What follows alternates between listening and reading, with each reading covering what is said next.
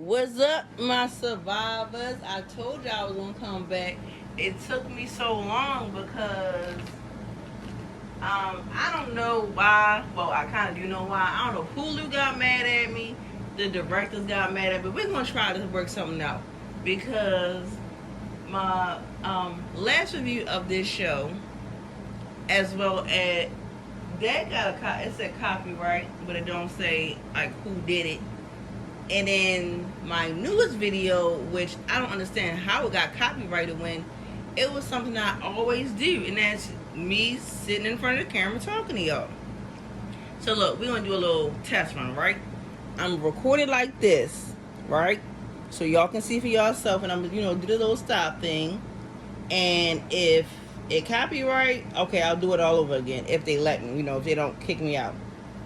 But if it don't, I'm gonna let it do what it do. I'm trying to see if they're copyrighting the song that my son had wrote for me himself. Like literally, it's not no song that existed, and he remade the words. He actually, my son is an artist. I've told you that before. And my intro, that's him. So, and I didn't realize I had used the intro on the last Tupac review. So, okay, let's get it started, y'all. How about that? Can y'all, okay, we're going to see. We're going to press play. There we go. Change the lives of your family. Bailey. Cats won't stop. Is a picture of Tupac when he was 6 years old. So he wants to book the Prince. His interest right now is historical characters and their lives, people who have made a difference in history, one way or the other. Pop worked every day, all night. You only got 2 weeks to do this whole album. His work ethic is legendary. Whoa. Niggas in the track. The name of the song is... Oh, I'm sorry, y'all gotta stop it already. Did y'all see what that cake said? That cake said, "Happy birthday, Machiavelli," which means, of course, it was a birthday celebration. Of course, you can tell after he got out of jail, but also he had already started going by the name Machiavelli. All right, and I'm wondering, is this the house that Suge provided? Let's proceed. Whatever this nigga's ass was. Black people don't understand the motivation behind it. Too immature to understand your ways. Experience back in the days caused so many arguments and straits. That booth is my confessional. I've purged myself of nightmares, dreams, hopes, plans, plots, memories, fantasies. That was his air. I need it. It's my drug. His vent. You know what I mean? His oxygen. It calms me, it soothes me. Otherwise, he was hurting. Baby, I'm paranoid. Sleeping with you loaded by my bedside, crazy. Jealous. Okay, okay, no, I'm just gonna mute that part, even though it's my favorite song. All I need in this life is sin is me and my girl. Although he wasn't talking about a woman, he was talking about, a G, y'all know what he's talking about, Anina. And Tupac loved Tug. That was a real relationship. They wanted to have babies. They wanted to be married. He just wanted that fulfillment.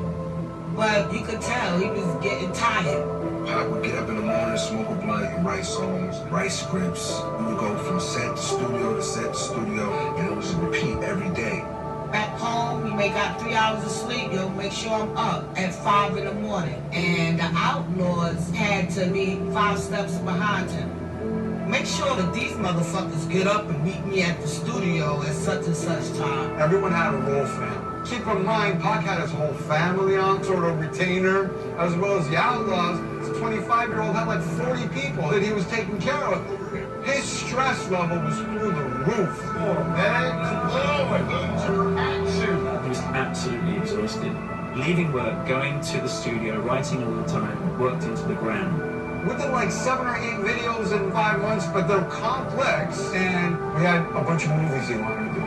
So we're going to have a whole slew of movies, and 24/7 Production is going to become his movie company. He was forming his own record company, Euthanasia. Tupac is building something of his own, and Afini is giving as much advice as she can, but Sugar's a very loud presence, and also very paranoid about anyone, including Afini, influencing Tupac, because Tupac is a golden cat. All I need in this life is sin. Let's remember, y'all, Let's remember that part. Tupac was Suge's cash cow, okay?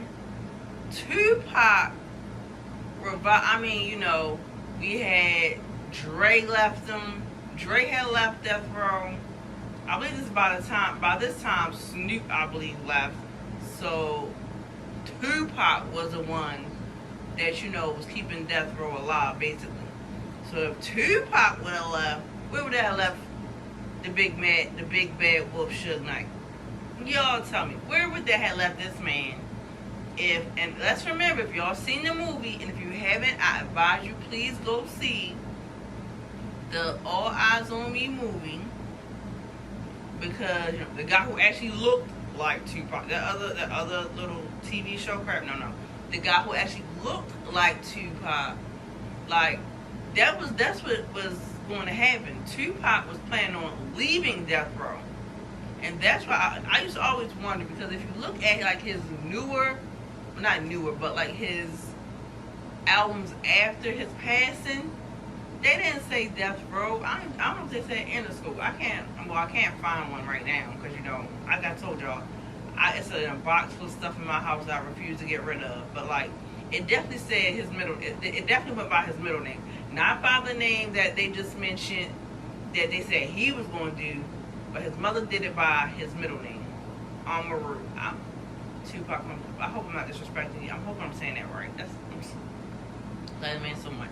I hope it's muted, because he was performing 97, but he was 97. He did the first 97 Bonnie and Clyde. Alright, hold on, let's see. The bloody me. I should be able to sing it, right? I remember that video. That was Toss It Up. Change his trajectory. Do you think that because of your legal problems, there are some companies that might say it's a little too controversial, I don't know if we can deal with his projects? Without question. And I'm trying to do as much as I can. I'm producing, writing, doing low budgets, whatever I got to do to show that I'm a better person. And I think I can handle it this time. Everything I've ever done, I don't think I was professional. Meaning you didn't show up on time? I didn't show up on time. I didn't have the concentration I should have had. Being mad at Spike Lee and all of those people, all of that. Dissing the Hughes brothers, I wish I didn't do that. Have you made peace with them? Not personally, but I'm trying to. I was young and dumb. He got caught up, but I think it's like a junkie. He wasn't a drug addict, but we're all addicted to something. Lost in the world with 96 Bonnie and Clyde. 96 Bonnie and Clyde. My bad. I'm sorry, y'all. But 97, was that Jay-Z and old girl? I'm not sure. But look at that man. See, by this time, he had did time in jail. I believe he was mature, and he wanted to do his own thing. He was taking care of a lot of people, y'all. So we all dropped the ball in a sense. Because somebody should have said, nah, Pop, please take a break. Take a year off. You can only imagine what he was suffering from. That he never got a chance to probably heal. Ambition, money, more money. He believed that he could absorb that crap and not let it become part of him. We could use it as a means to an end.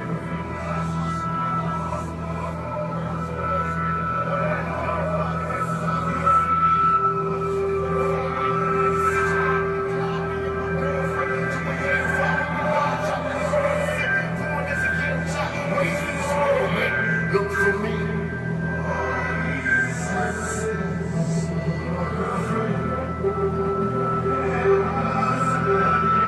I'm sorry, I know I'm probably getting on y'all nerves, but let's also at the time remember that when Tupac went and told Suge that he wanted to leave, Suge bust out a whole book of all these expenses, right? These expenses that Pac had to pay back. So I wouldn't be surprised if this man was working himself to death just to pay this man back so he could be free. I mean, come on now. Like, he wanted to do his own thing, so I wouldn't put it past Tupac. Like, he working double, triple time because he goes and tells this man, all right, I went off the label. I mean, you know, or I forgot how it was said, but basically, Suge put on his desk this great big book, Tupac looking at it, it's like, these are all your expenses. And some of the stuff, Tupac is like, what? Like, you know, that was my expense. Down to him getting Tupac out of jail. Like, you're putting that on my expense account? Okay.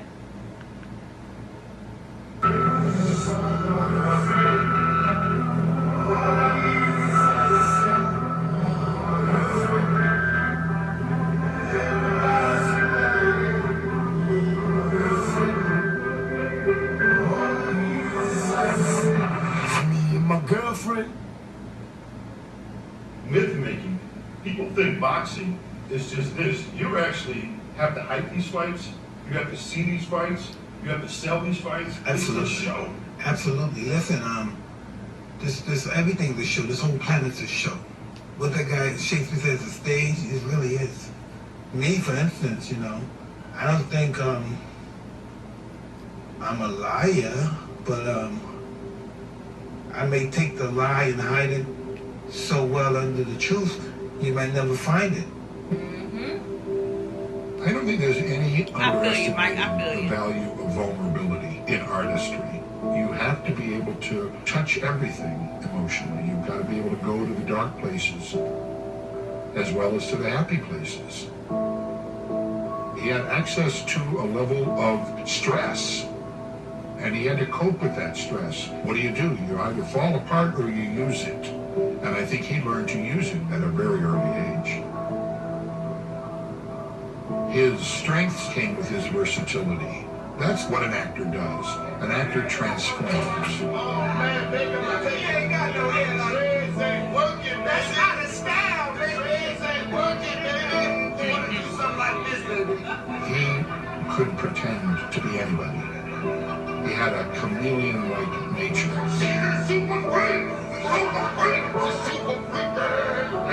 He could be a clown, he could be a tragedian, sobbing and crying, to being funny and running around. He just had a natural instinct for transforming. Let me tie somebody up, you freak about it right there.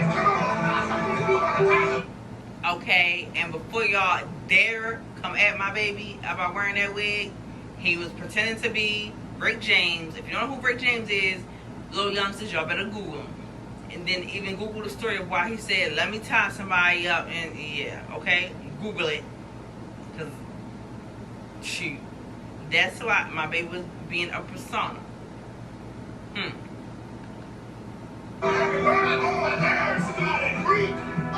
He was characters, basically. And he had this one, I'm Redbone, you know, it would just go on and on and on for days and days and days, where you were like, okay, it's just you and me, like, stop, you know, just be Pac. And he was days. Yeah, for days. Very often the work we were doing was improv. And then sometimes the kids would tend to be themselves in that circumstance. Tupac always became somebody else and brought better work into the studio every time he came in. So one time I gave the students an assignment to do a movement piece to their favorite song. And he picked Don McLean's Vincent. Starry night. Okay, I don't know. Sorry, y'all. We gotta pause it. I mean, it's like a little thing that you can do a voiceover on the app I use. I might try to use that today when I edit this video. Because, you know, sometimes muting is hard when you don't know when they start talking. Great story. How you tried to set them free. Okay, yeah, I'm gonna be doing a lot. Like, yeah, I'm gonna be doing a lot. I'm gonna try this whole voiceover thing because right now somebody's talking, but They opened up to me about his mom. The closest he came was to say, my mom has problems. And near the end of his second year, he came to me, and I knew there was something going on because I'd gotten ripples from some other students and could see he was really upset. He said that his mom was moving to Oakland. cried. He said, I gotta go. For my mom and my sister. I remember him being like his dream was going away. And that's hard to watch. Because at this time, So, once again, here we go. remember y'all, at that time, that was when Tupac was on the East Coast. Baltimore School of Baltimore, I want to say. And yeah, Baltimore is, I'm from Baltimore, I'm in Baltimore, so I know how the fiends be. So yeah, Baltimore wouldn't have been a good place for Afini to live during her addiction. I'm not saying that, you know, Oakland was any better. I don't know nothing about Oakland, never lived in Oakland. But I just know, as far as Baltimore go, and especially depending on what area they lived in, yeah, it wouldn't have been a good spot for her to fight her addiction. My name is Tupac Shakur, and I attend Tampa High School, and I'm 17 years old. I was concerned that this was going to break the continuity. I felt helpless, and I felt for him as this child who was moving a lot. Harlem, Bronx, Baltimore, Marin, Oakland, Atlanta, and LA. When you ship a kid around like that, there's an emptiness in there. His family loved him dearly, but he never had that deep-rooted support that makes a kid feel loved and confident. That's what the taxes Pox, baby, done I would for have him. showed you, baby. That's why he kept the Hennessy and the weed on strong. That's why he didn't take shit off none of the police or nothing. Mm-hmm. He had to let brothers know I'm with you. Is this? Alright, this is the part where I got mute y'all. Basically, probably trying to talk. He probably talking about the fact that, you know, like he said, Tupac really didn't have a stable family life. Moving around, mother had an addiction, and you know he had a. I'm not gonna be muted. Like kind of how I feel today. Like I'm not gonna be muted no more. I've been muted for too long. I watch this. Like okay, this is him performing. Hit him up. Oh yeah. I do remember this performance on my thing.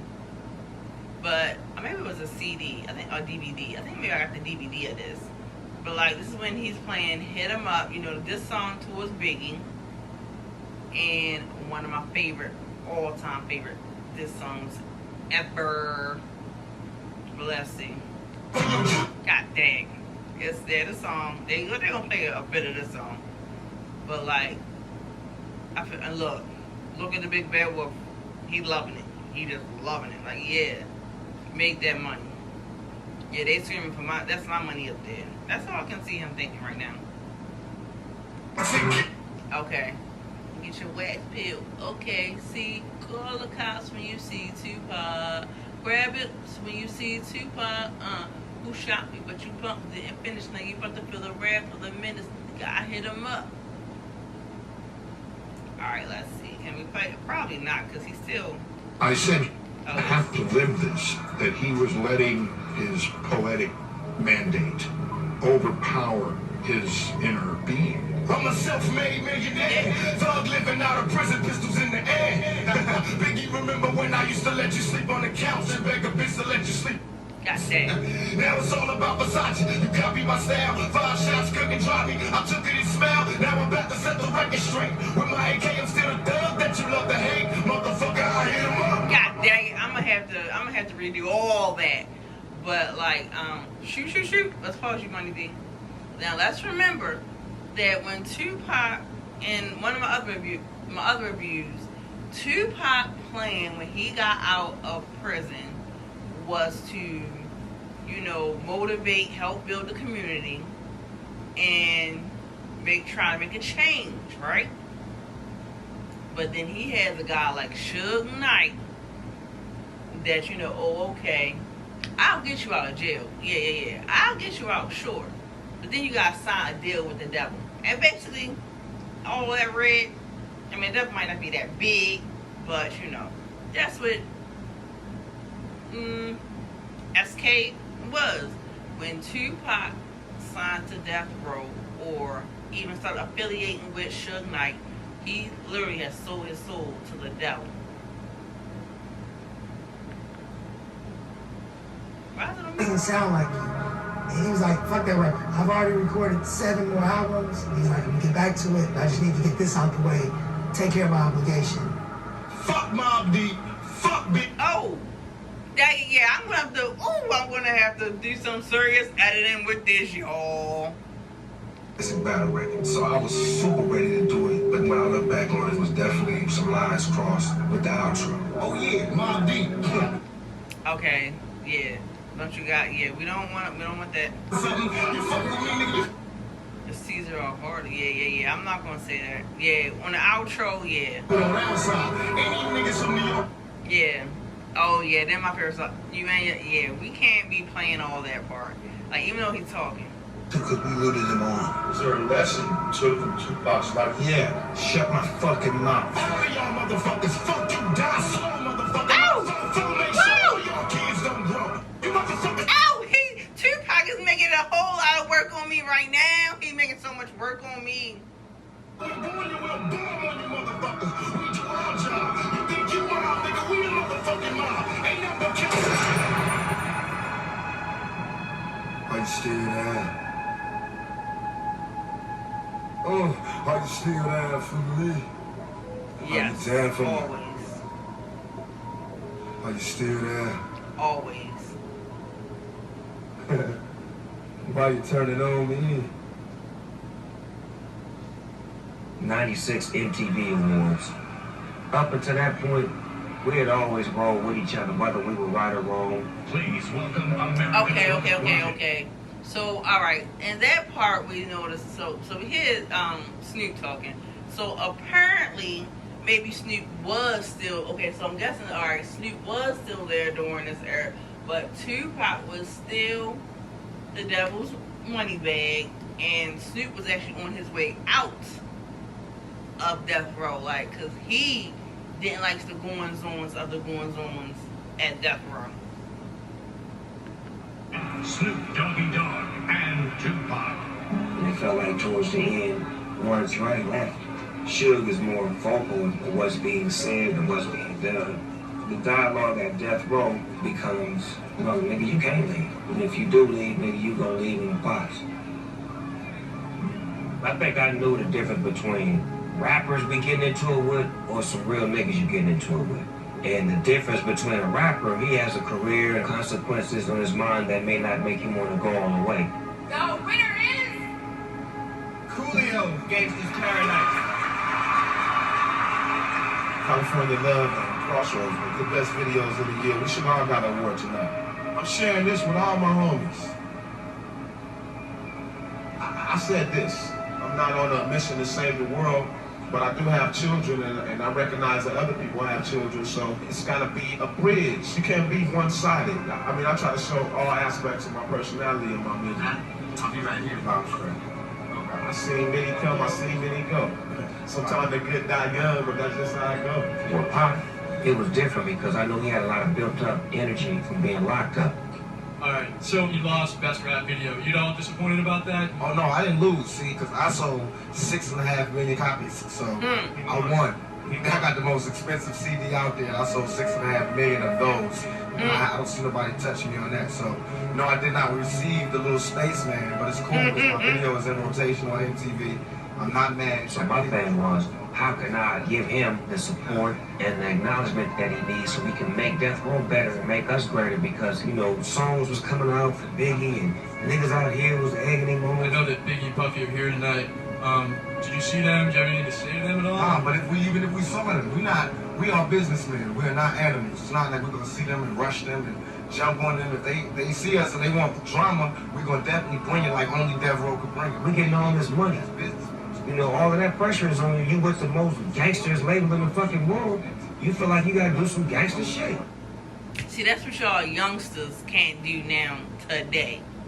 And that guy thinks episode 5 too. We're not gonna do that today, y'all. We're not gonna do that today. No, because I actually did put the hair on and things, because you know, and this hair is hot because I didn't do the Old Faithful.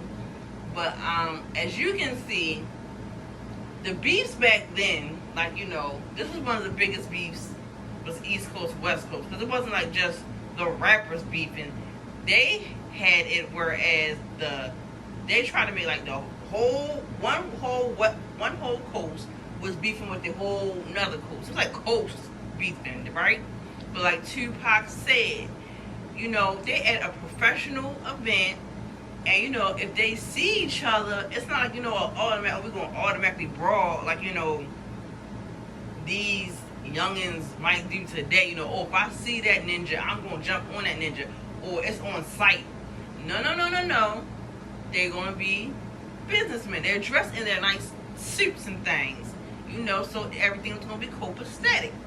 Now, if they're not gonna be punks, if something go down, but they have their, you know, they might have their Gucci on, their Louis on, as Nene would say, and our Louis Vuittons. No, they're not gonna, you know, be, you know, on site kind of thing. They're gonna be their grown men about it. The day after the award show, I was asked a question on Hot 97. Can you envision the day when, you know, get together and make an album? Based off my opinion on Biggie and Puffy and what I work with. There's no dream of making an album with Biggie and Puffy or none of them. We're not sweating it like that. This is our we peacefully coexist right now. I had just been a murder case, so I was thinking politically correct. Hey, I like Puffy and Biggie. We sell large amounts of records, and they sell a few records, and really there's no competition. I like Biggie music. He dope as fuck. Shit, I'll do a song with him. If you want to talk, we're going to make it specific as to what you can talk When about. in Pac's mind, I should have said, fuck Biggie and fuck. I ain't working with them niggas. It's death row. The next morning, we go to the airport to fly back to LA. But when I get to the plane, she'll tell me, your security came wrong. So I'm like, oh, okay. This is when they gonna try to take me out. You're shooting this to 300 homes, 300 countries, telling them about the East Coast, West Coast war. They would never know it exists. So that's where information comes from. Okay, that's where I gotta pause, y'all, because see, this is why it's good that I'm watching this with y'all, because I did not know, number one, I didn't know nothing about the radio interview that Snoop had the next day, and how he said he wouldn't mind doing a song with Biggie. And yeah, I didn't know nothing about that, so I'm shocked to hear that. Did he say, matter of fact, can I rewind it, y'all? Do I got time to rewind? How much time have we used on this already? Because I want to see if I can actually, I think I can actually kind of rewind that and say, did he really say there's no room for Snoop's, I ain't gonna rewind it. Did he say there was no room for Snoop's security? If it did exist, probably wouldn't be here. Right.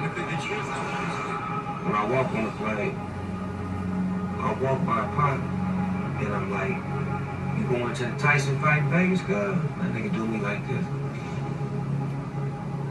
So I should walk and sit in the back and like, put my little blanket on my head, with my knife and my little fork, and just ride like this for 5.5 hours back to LA. Wow. With one eye open. Wow. Then, whoa. When we land, that had to be scary. Cuz you going to the Tyson fight? And we just turn around and walk off. Alright. I go to LA. They go to the Tyson fight.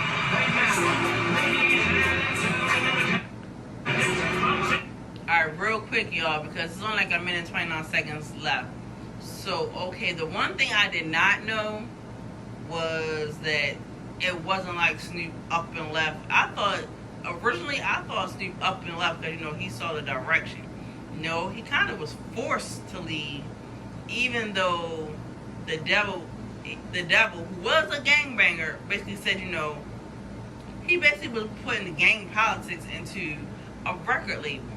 You know, you only leaving this record company if you going out in the body bag, right? So I didn't know that they iced the man out. So okay, they sent him to LA, and now they're in Vegas. And I'm gonna have to mute it because I already hear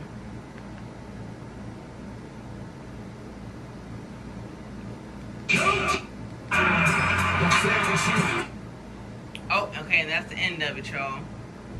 And then, guys, we're gonna come back. I'm gonna try to record. I'm not gonna say tomorrow, maybe Sunday, because I'm supposed to be going to the studio tomorrow. So if I don't go to the studio, I definitely will do the review episode 5 tomorrow. I'm gonna make sure I put a spoiler alert, because they made it had me. I could have swore they had me thinking like, the 3-part series. No, these are like some episodes going on. Like, is this the last one? And hold on, if you pause it, it says, oh, okay, so that's the last one, because it's called Until the End of Time. But thanks Hulu. And I don't think both of the Hughes brothers, is both of the Hughes brothers still alive? Thank you Hulu. Thank you, I think it's Alan Hughes, for bringing this to us. Everybody who made it this far, thank you for watching it with me, because I've learned stuff and I'm trying to teach y'all stuff at the same time. Sorry this video is so long. That's why I kind of gives you in 3 parts, because these episodes like hour long.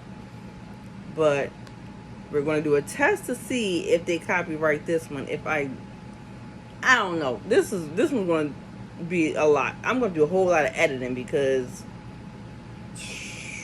that Tupac's mouth, woo! But just like water in the sun, I'm out of here, coach.